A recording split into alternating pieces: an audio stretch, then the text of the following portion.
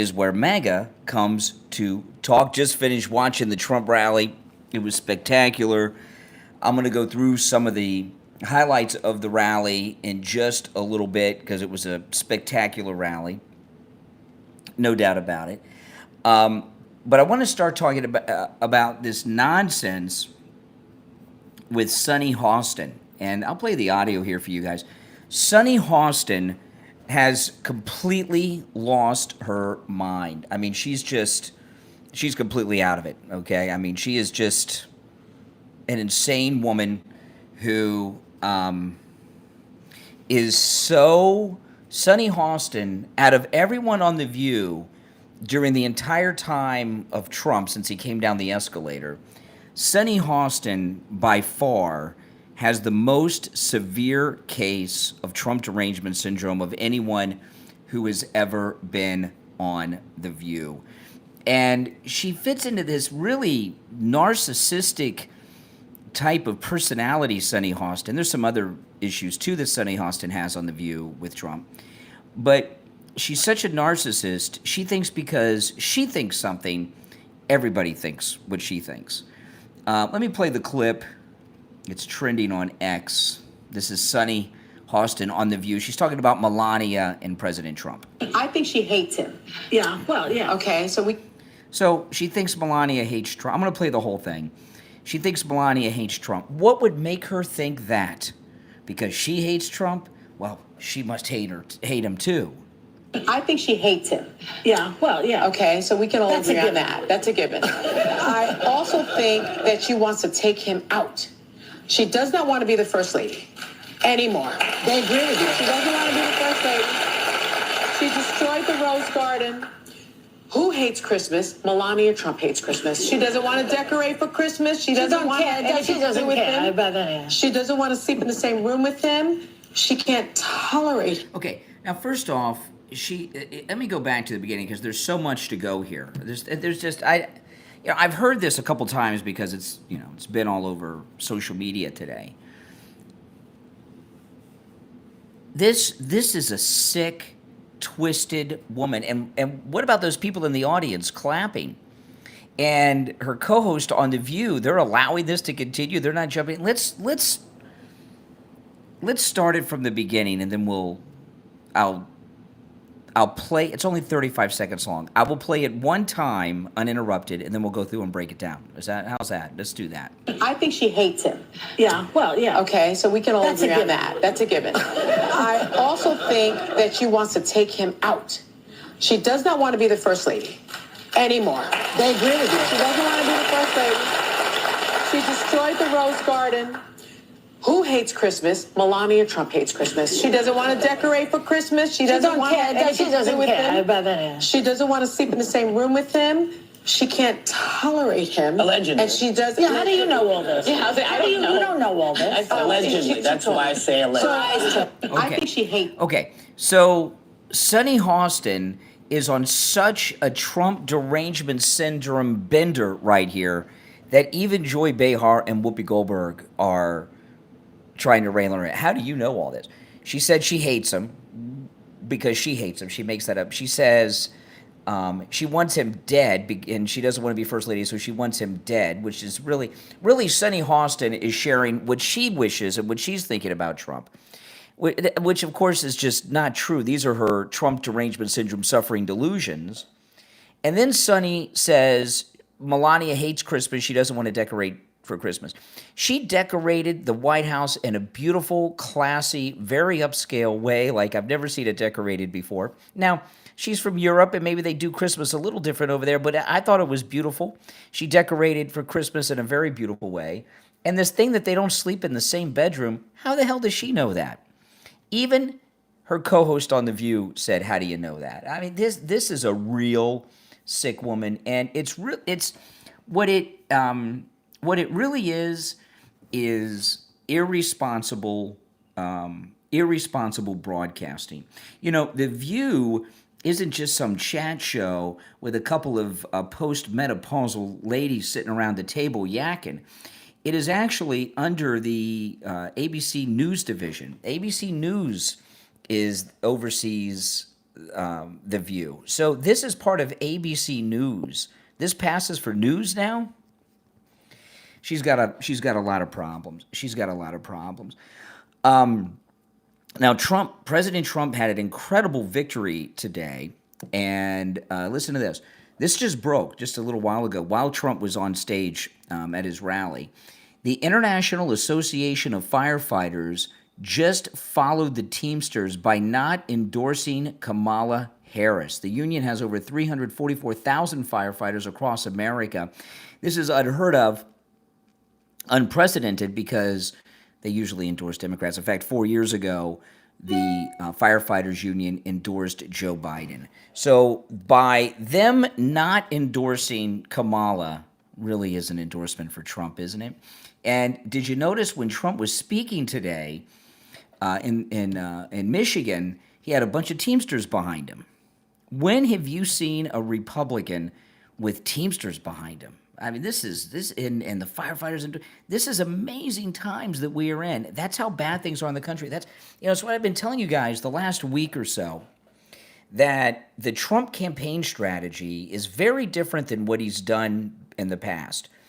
What he's doing is reaching out to people that have not supported him in the past. And we've seen him do that through the entire primary process up until even still today. He's still doing that. To have the youth vote, the college vote, the Teamsters. Now we've got the firefighters union. I mean, we've got these groups of people that never vote Republican. That's how bad things are in this country. And I want to play some clips of President Trump today from the rally. Here we go. The Trump Republican Party is the party of the American worker, and it's also the party of common sense. Okay. Now, this is an amazing thing because the Democrats, I can't believe that this has lasted all these decades with the Democrats. Kamala Harris, Biden, and all the Democrats run around telling you that they're the union party. They're the party for the unions. Biden's a union guy, all this crap. The Democrats are the ones that drove all the good union jobs to China. There aren't as many union jobs as there used to be. They're in Mexico, they're in China, and the Democrats did all this. Okay? And these union guys are finally waking up to it. They really, truly are. These union guys are multi-generational. It's their family legacy to be a firefighter, to be a Teamster. And they want their children and grandchildren to be able to have those union jobs. These are lifelong, multi-generational union guys. And they just have finally woken up and are joining us, the Republican Party, and on the Trump train. Because Donald Trump is bringing those union jobs back here to this country. The thing about The View, it just mentions about we get back to Trump. I don't watch The View. In fact, probably very few people, especially those of us who talk about it, watch The View. What happens with The View, there'll be an incident like this. I'll see it on X, Twitter, whatever you want to call it, and then I'll just watch the clip. I don't watch the show. Do you guys watch it? Come on. We just see the clips, so I don't know how that works for them. Anyway, let me get back to the greatest president ever, Donald Trump. The Trump Republican Party is the party of the American worker, and it's also the party of common sense. That's right. And it always will be. My pro-worker policies are one of the major reasons why I've been overwhelmingly endorsed by the rank-and-file membership, first time it's ever happened, of the Teamsters, including 62% of the Teamster members in Michigan. Are any of them in this room? 62% of the Michigan Teamsters, first time, openly endorsing him.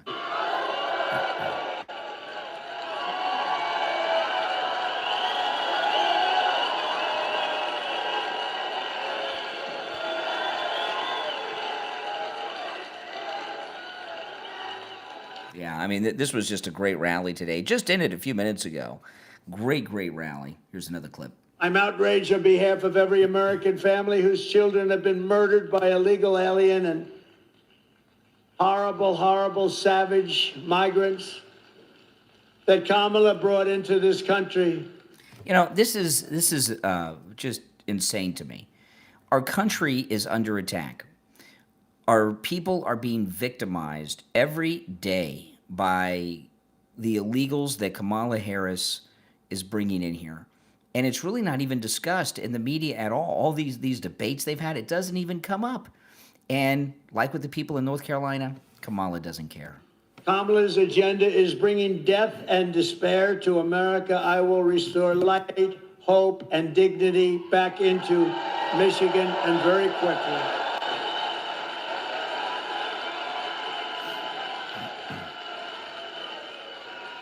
You hear the people in the background? I love you, Trump.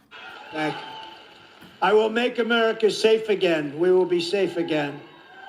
On day one of my administration, the invasion of illegal migrants, terrorists, drug dealers, and murderers ends, and on that same day, the largest deportation in our history begins. We have no choice.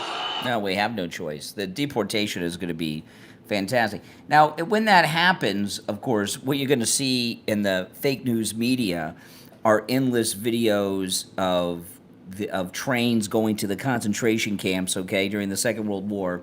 But we are under attack. We are being invaded.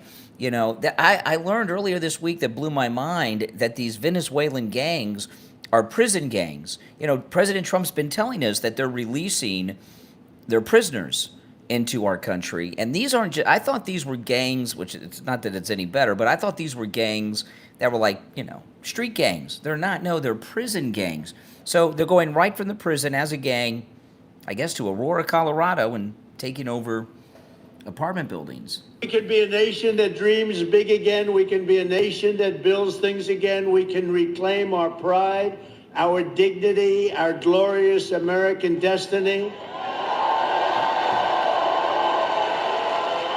But only if we make a clean break from the failures of the past 4 years. They've been the worst 4 years. When you add everything up, the inflation, the lack of respect, the Afghanistan disaster, which was the most embarrassing period of time in our history where we were just humiliated, and you add it all up, and all we're going to do is a very simple thing. We're going to make our country so incredible and so fast. You only have one thing to do. On November 5th, we're going to vote for a person named Donald J. Trump. Have you ever heard of him? Have you ever heard of him? That's right. If you're voting for Trump, press 1. I'd like to see some ones in there. I'm sure I'm voting for Trump, of course. Oh, man. Yeah, look at that. There's no other choices to make in the chat. I didn't ask for any other choices. Just 1 if you're voting for Trump. Absolutely. I can't wait. I cannot wait. I know. I can't wait. Isn't it nice to have a president that cares about the country and the people in it? You know, Kamala Harris doesn't give a darn about any of us. I have to tell Kamala Harris, that's why I'm doing it again. If I thought I lost, I wouldn't be doing this again. You know where I'd be right now? On the beaches of Monte Carlo, maybe, or someplace. Be having a nice life. But if I had my choice of being here with you today or being on some magnificent beach with the waves hitting me in the face, I would take you every single time, because we're going to make our country great again. Every single time. That's right. That's right. You know, we're a month away, just over a month. When he's president-elect, things are going to start to change already. I put a YouTube short up on my channel here a little while ago. I don't know if you guys have seen it. If you haven't, go look after the stream's over. I went to Walmart earlier today to pick up some things for my wife. The toilet paper aisle was empty. They had just a handful of rolls of the very cheap Walmart toilet paper, but the whole aisle was empty. Empty of toilet paper. It's all about this dock workers strike, you know, and people are in a panic like they were in 2020 over toilet paper. And Kamala, what has she done? She's backing the strikers, as opposed to going to them and saying, what can we do to end this strike so we don't interrupt this supply chain? She's supporting, on the eve of an election, a supply chain crisis, which is what would happen with that.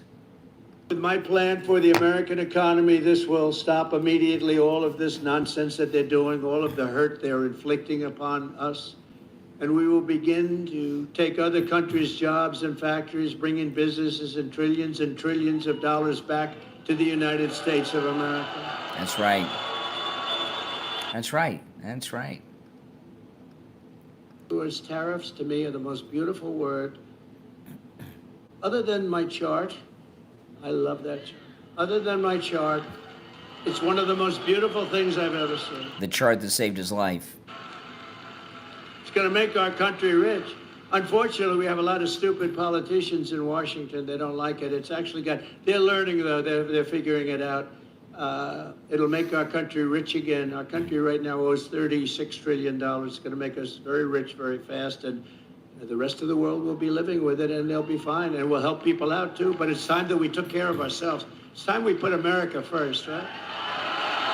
Yeah, I mean, what's wrong with that? Putting America first is not a bad thing. You know, it's not a bad thing. A leader of your country is supposed to put your country first, right? Do you want a president that puts your country first, or puts Venezuela first, or Ukraine first? It's a no-brainer. You got to take care of America first. I mean, look at, you know, in North Carolina, you see these roads and bridges that are gone. Why do we have crap infrastructure like that? I bet the roads are not washing away when a storm comes by in Ukraine. Exactly. Exactly. It's because our government's corrupt and they're stealing all the money. And that's the way of it.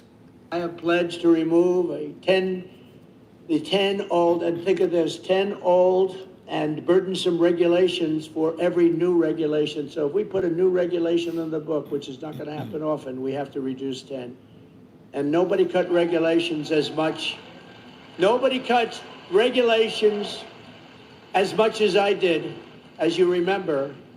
Nobody cut them even close to what I did in the first term. 4 years. In 4 years, I cut regulations more than any other president in the history of our country by far.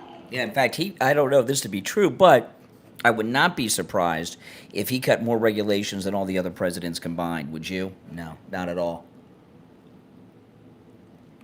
Not at all. And of course, regulations make it impossible to do business. Now, here's the big one. I delivered you the largest tax cuts in American history, and we'll do it again. We're going to get them lower, but we're going to do something else. No tax on tips.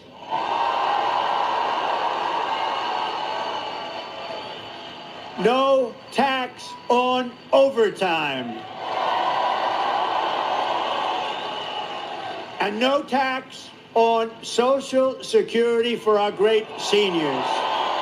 I mean, this is absolutely amazing. Let me go through in reverse, okay? Social Security. The government, they take your Social Security money from you your entire life, right? They've got that money to do with whatever they want, right? Set illegals up to retire in New York City, send it to Zelensky, whatever they want to do with it, right? Give 10% to the big guy, of course. And then when you retire and they start paying you your Social Security, they want to tax you on that money that they've been holding from you for 50 years or more. And people that are on Social Security, most of them are low-income, fixed-income people. They shouldn't be paying taxes on that. That is huge. No taxes on Social Security. You know, people that are on Social Security already got to pay for their Medicare. They can't afford that. Then they got to live. They got to pay rent. Maybe they have a mortgage. They got to buy food. They got to buy gas for their car. It's tough. And overtime, I mean, you know, that's amazing. You know, no tax on tips, no tax on overtime. Okay. When there's tax cuts, what they normally do, when the federal government does tax cuts, they change the income tax brackets. People that are lower income, Social Security and tip workers, and a lot of hourly workers that earn overtime, they don't pay income taxes. They don't make enough money to pay income taxes. Okay, they earn, right? They don't earn enough money to pay income taxes. What they pay are payroll taxes, right? All those deductions from your paycheck, those are payroll taxes, not income taxes. So when they give tax cuts and they change the tax brackets, those lower income people, Social Security workers, hourly workers that clock in and out every day and work hard, and people that earn tips, which are bartenders, waiters, waitresses, Uber drivers, Lyft drivers, Uber Eats, Instacart, and whoever else makes tips, you know, they since they don't pay income tax, only payroll tax, they get no tax relief. So this may very well be the first time, it certainly is one of the first time, that those groups of people, fixed income, retirees living off of Social Security, workers that clock in and out, and tip workers have gotten not just a tax break. This is a huge tax break. You know, so I mean that's just a beautiful thing. I can't wait. That'll be one of the first things he does. If I was president, the longshoremen strike affecting the entire East Coast and indeed the entire nation would never have happened in the first place. Just so you understand, they were hurt very badly by inflation. They were hurt very, you know, there's two sides to every story. The issue should have been settled by Harris and Biden. They don't even know what's happening. I don't even think they know what's happening. I doubt, you know, Joe, what do you think of the longshoremen strike? What? Exactly. It's affecting trade. It's affecting half of the country, Joe. Maybe all of the country. I don't know about it. And she won't ask about it. That's why she won't have a news conference. I did one the other day in Wisconsin. It lasted like for 2 hours. They asked me so many questions, the press was exhausted by the time. They were exhausted. I love seeing that. They're just exhausted. They're looking for, you know, gotcha. I got you. If you don't read a big story, that means they didn't get you. You know, they want to get you so badly. They're sick. Look at all of them back there. Yeah, they are sick, the media, aren't they? I mean, you see this thing, Margaret Brennan, one of the girls from the J.D. Vance-Tim Walz debate, her husband is one of the Lincoln Project people. Come on. But the fact is, we don't have the kind of president that we need. We don't have a real president. We have the most incompetent vice president in the history of our country, and by far the worst president. That's true. That's absolutely true. Oh, now now Tim Walz today. Did you listen to this? Do you want to clarify the comments that you made about school shooters? Yeah, and look, you got to see me. These folks know me. I'm super passionate about this. The question come up about school shooting. We're talking about everything except school shootings. And I sat as a member of Congress with the Sandy Hook parents, and it was a profound movement. David Hogg is a good friend of mine. Okay. Now, I happen to live down the street from Marjorie Stoneman Douglas where that tragedy happened. David Hogg wants to ban all guns, okay? So Tim Walz is bragging about being friends with David Hogg from Marjorie Stoneman Douglas. David Hogg wants to outlaw all private gun ownership. And, you know, he says he's a hunter and owned guns. At first I thought, well, maybe, but I'm not sure I believe that now. I certainly don't believe that Kamala's a gun owner that he said. But if you're bragging that you're good friends with a guy, you're a politician who wants to ban all privately owned guns, that means you're a gun grabber. Absolutely. And the Second Amendment of the Constitution is right there, Bill of Rights, number 2. So it is a big freaking deal. Now, Mayorkas is one of the biggest criminals in our government, and that's saying a lot because we got Joe Biden, we got Garland. You know, Kamala Harris is guilty of not invoking the 25th Amendment and letting Biden continue with this reduced mental capacity. But so to say that Mayorkas is one of the top criminals in the Biden administration, that's there's a lot of criminals there. What has happened, I was talking about this in the stream. I ended early because President Trump came out. I didn't finish talking about this. But let me play the clip of Mayorkas and we'll talk about it. This is about the FEMA money. Despite all the proactive things that the federal government did and its response, the sentiment, according to my colleagues on the ground from people, is that the federal government is not doing enough to help. Where are they? Where is the help?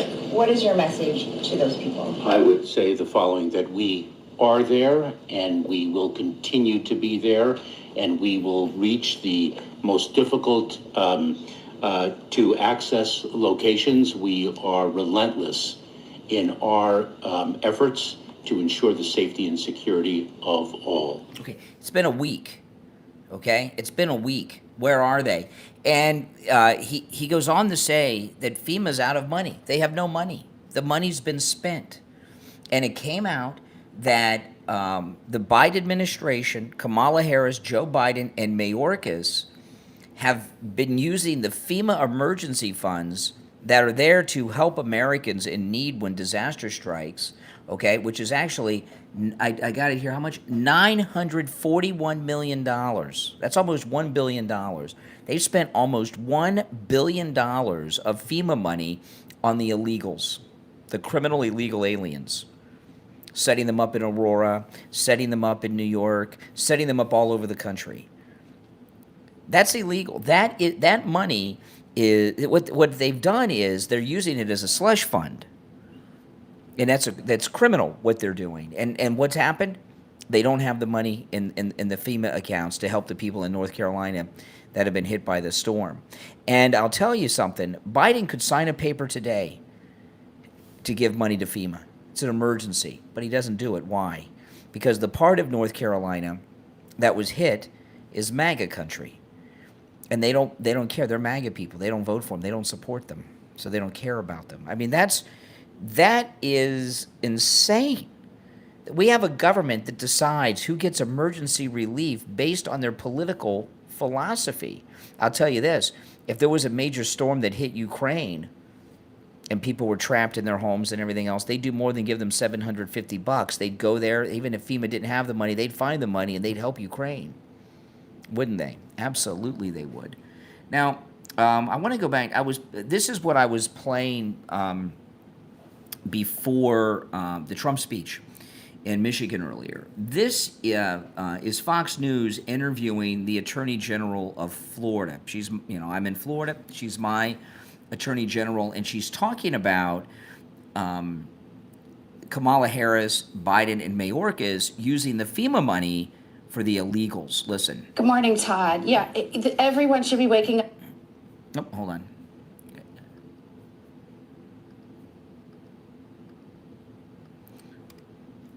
I just lost the sound. How did that happen? Okay, I'm going to have to reboot it. I might have to reboot my computer. Hold on, let me pull it up again. Either that or they're trying to take it off the internet. Okay, I'm going to have to reboot my computer. That's okay. It'll just take a minute. It's just my laptop. We'll restart it and get it going. But, they have access to that FEMA money, and they just took it. And they spent it on not Americans in need, but South Americans that are in the country illegally. Many of them victimizing Americans through crime like what we've seen in Aurora, Colorado. And they got caught. They got caught, and we caught them. And there's no way that is not a crime. And it's disgusting. And, of course, Kamala being a Democrat has a free pass. Hold on. Okay, sorry. I'm just rebooting my computer.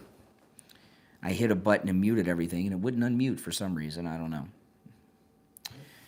Okay. Hold on, guys. Bear with me. If you're new to my channel, my name is Brian Craig, and this is where MAGA comes to talk. Make sure you subscribe. You'll love my content, I promise. If you love Trump, you'll love me right away. If you don't love Trump, you watch me long enough, you'll be red-pilled, and we'll have you on the Trump train, too.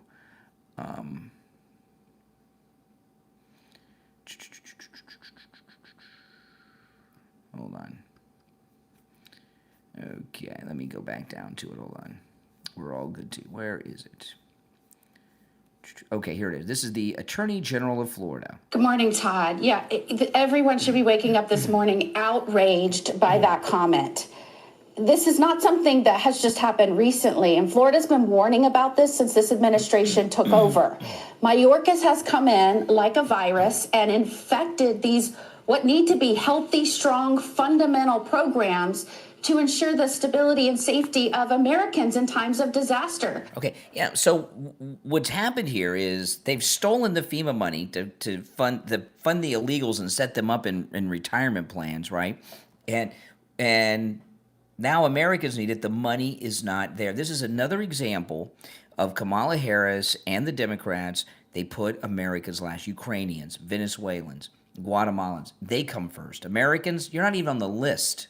So you heard, they have taken the FEMA Emergency Food and Shelter Program and over time siphoned off hundreds of millions of dollars into basically making it an illegal immigrant resettlement program. And so when you see these states and cities around the nation declaring emergencies, even blue states, because of what this administration has done, encouraging more and more and more, developing programs to encourage more and more and more people to come here, the government, Biden and Harris, are having to fund that on the backs of the American people. And they found a way to do it. Could you imagine what would have happened if President Trump used the FEMA money to finish the wall? What would they have done? They would have impeached him again. They would have had complete meltdowns over it, and they would have impeached him over it because you can't use that money for other things.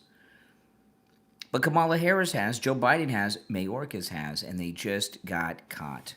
This is CNN. To an August 2020 tweet. This is about, hold on. I played that earlier. Hold on. Okay, here's the clip I wanted.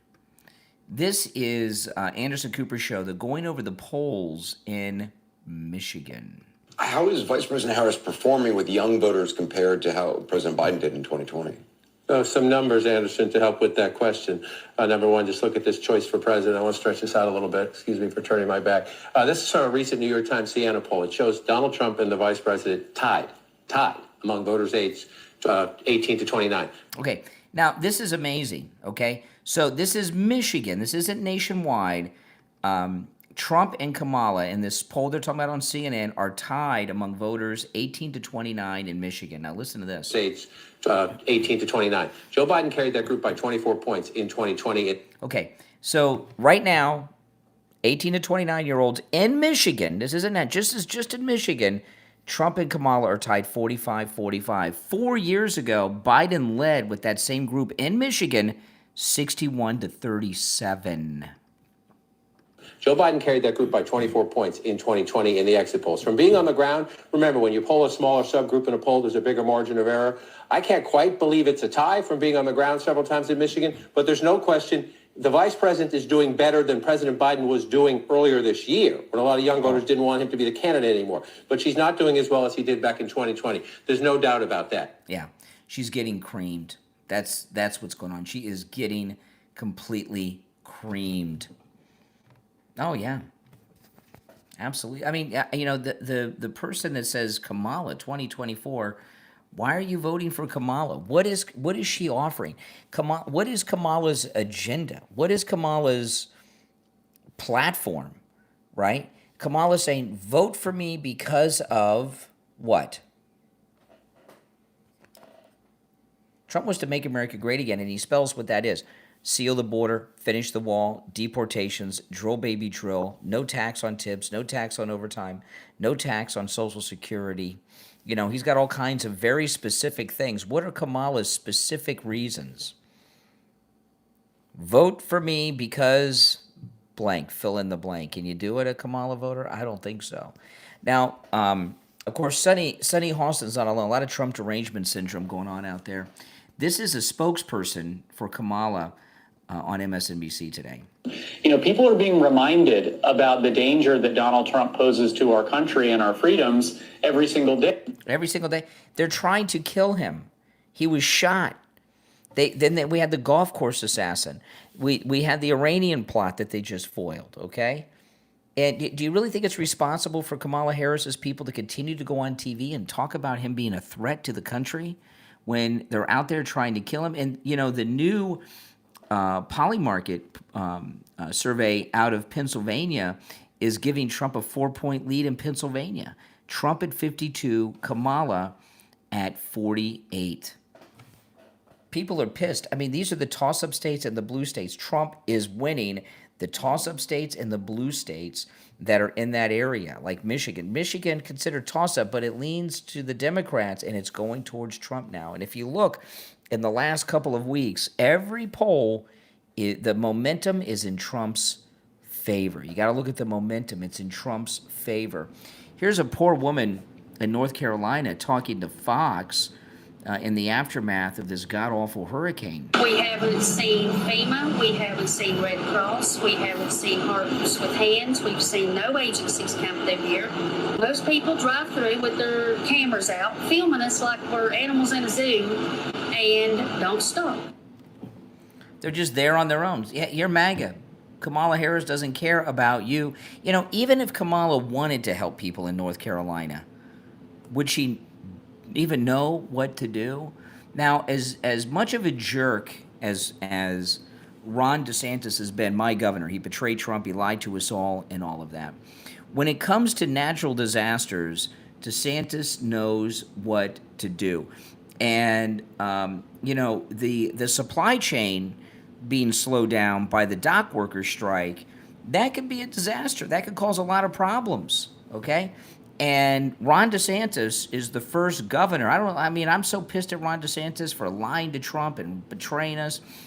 But he had a press conference today here in Florida, and he found a way to overcome the dock workers strike, which is pretty brilliant. You know, Trump may make him the head of FEMA. Who knows? Listen to what DeSantis is doing here in Florida against the dock workers strike to protect us in Florida and make sure that our supply chain is not interrupted by these strikers. At my direction, the Florida National Guard and Florida State Guard will be deployed to critical ports affected to maintain order and, if possible, resume operations which would otherwise be shut down.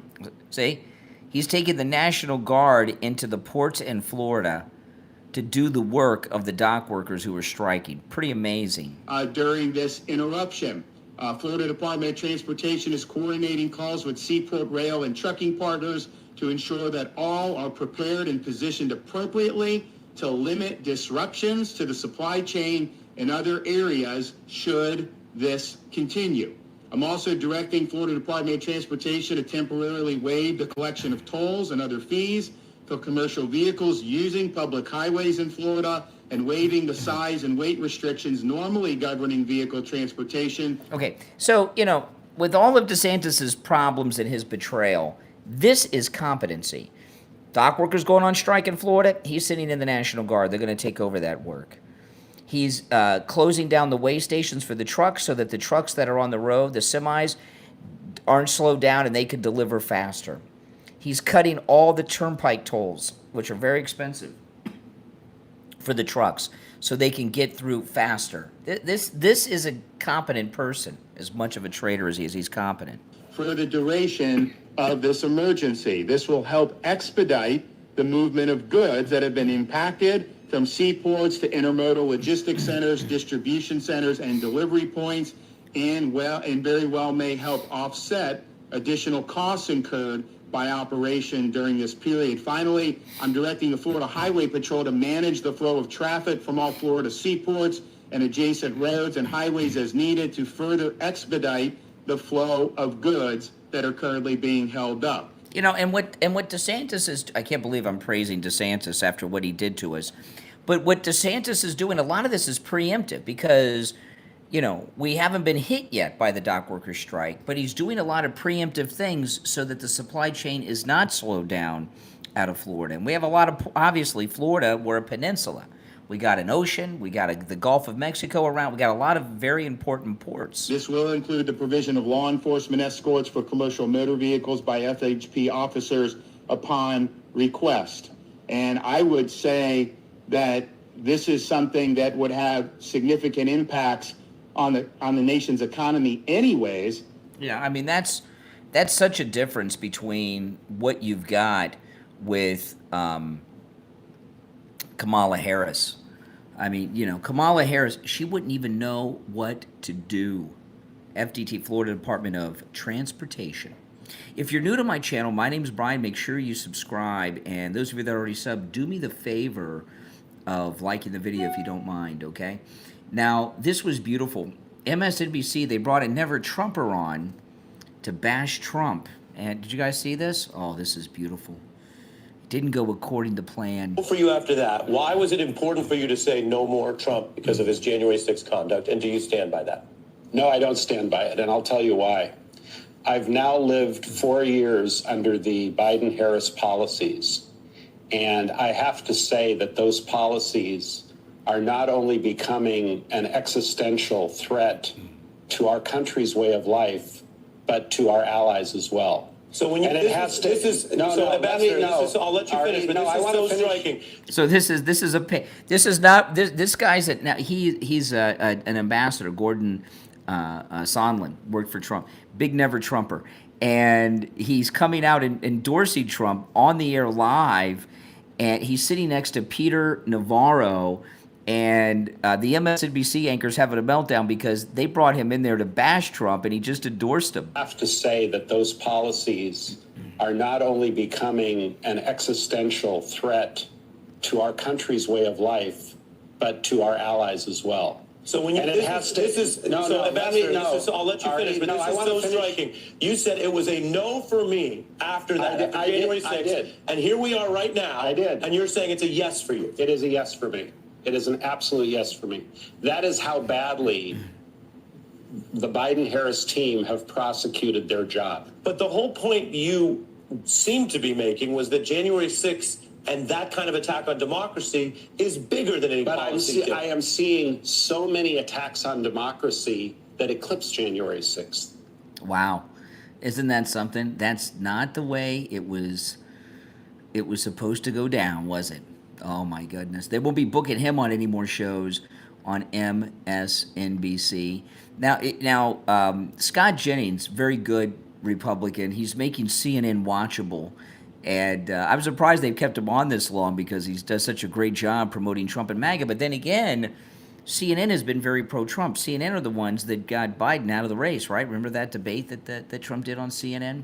Listen to this. This is Scott Jennings debating a woman named Ashley Allison on CNN. Listen. We have an old president in office. Okay, so everybody seems to be worried about J.D. Vance and dishonesty, or Donald Trump and dishonesty. I never hear the same concern about Harris and the lies that she tells about Trump, or in Walz himself, who gave the most disastrous response to a question about his own dishonesty about being in Tiananmen Square that I've ever heard in a debate. He also did the same thing with Dana Bash when questioned about dishonesty a couple of months ago. And effectively what he has said is, sorry, guys, I'm too dumb to tell the truth. I mean, he called himself a knucklehead. I have bad grammar. This is a guy who holds himself up to be a school teacher and a coach. Is that the life lesson he's giving to kids that are under his care? Hey, you can lie, and then you can just kind of slough it off as being, too dumb to tell the truth. I think we spend 99% of our time going down rabbit holes about Vance and Trump and honesty in campaigns, and we spend no time at all holding Walz and Harris to the same standard. And I don't understand it. Yeah, because Democrats have a free pass to do anything that they want to do. That's it. And you know what? They always will have a free pass in the media because the media are Democrats too. Does Kamala shoes on? Kamala. I saw somebody in the chat earlier said Kamala makes AOC look smart. Yeah, I don't know if I'd go that far, but maybe they're equally dumb, right? That's right. Now, if you're new to my channel, make sure you subscribe. My name is Brian Craig, and this channel is where MAGA comes to talk. I'm a radio talk show host. In the mornings, I'm on a whole bunch of FM radio stations doing a morning show. And I live stream here on YouTube when I'm on the radio, and I take live calls, so you can call me on the air. I take the call screenless. You can, if you disagree, you're able to call me live on the air and call me out on the carpet if you can. But if you're mad, you're welcome to call too. And I also upload my podcast that I co-host with my wife here on this channel and do a whole bunch of other things as well. So if you're new, subscribe. You will very much enjoy my content. This is the most pro-Donald Trump place you will find anywhere on the internet. I promise you. My YouTube channel right here. All right? And those of you that already subbed, do me the favor of liking the video, okay? My name's Brian Craig. Thanks for watching.